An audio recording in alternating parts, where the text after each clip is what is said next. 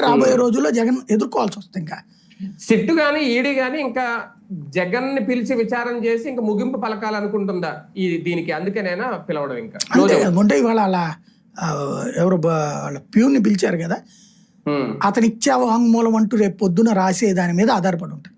రేపు పేపర్లో తేలుతుంది మనకి ఆయన ఏం చెప్పాడు ఏంటి అనేది. అంతే. కానీ జగన్ ని పిలవడం అనేది కొంచెం రాజకీయ ప్రకంపనలు సృష్టించే అవకాశమైనా అంతేం ఉండదా ఇప్పుడు? రాజకీయ ప్రకంపనలు ఆటోమేటిక్గా డిఫెన్స్ లో పడాడు. కాకపోతే ఏంటంటే ఆల్రెడీ అవన్నీ చేసిన తర్వాతనే అతను అధికారంలోకి వచ్చాడు, అది గుర్తుపెట్టుకోవాలి మనం. అంటే ఆయన స్ట్రాంగ్ గానే ఉండొచ్చు కానీ పార్టీని బలహీనపరచడానికి దాన్ని వాళ్ళు ఎవరు పట్టించుకోడు. సిబిఐ ఈడీ కేసులు 20 కేసులు ఉన్నటువంటి అప్పుడే అతను ప్రతిపక్ష నాయకుడు అయ్యాడు.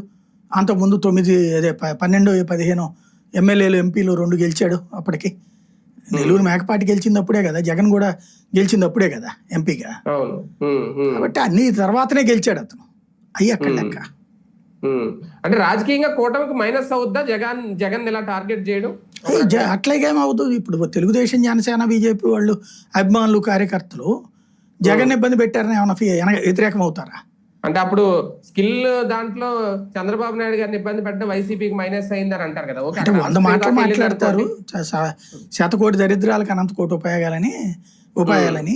అందులో వన్ ఆఫ్ ద ఇష్యూ అది స్కిల్ కేసు అని. జగన్ ని జైల్లో పెట్టాలని వీళ్ళు కోరుకోవట్లేదు నాకు తెలిసి. జగన్ ని ఆర్థిక దిగ్బంధిద్దాం అనుకుంటున్నారు, ఆర్థికంగా చట్టపరంగా దిగ్బంధిద్దాం అనుకుంటున్నారు. జైల్లో పెట్టాలనుకుంటే మొన్న లడ్డు విషయంలోనూ ఇంకో దాంట్లో పెట్టుబడేసేవాళ్ళు, కానీ ఎక్కువ రోజులు ఉంచలేరని తెలుసు వీళ్ళకి. కాకపోతే నోటీసులు అయితే ఇచ్చి పిలవడం అయితే ఖచ్చితంగా జరుగుద్ది వీళ్ళు రాసినట్టు. అది చూడాలి తర్వాత.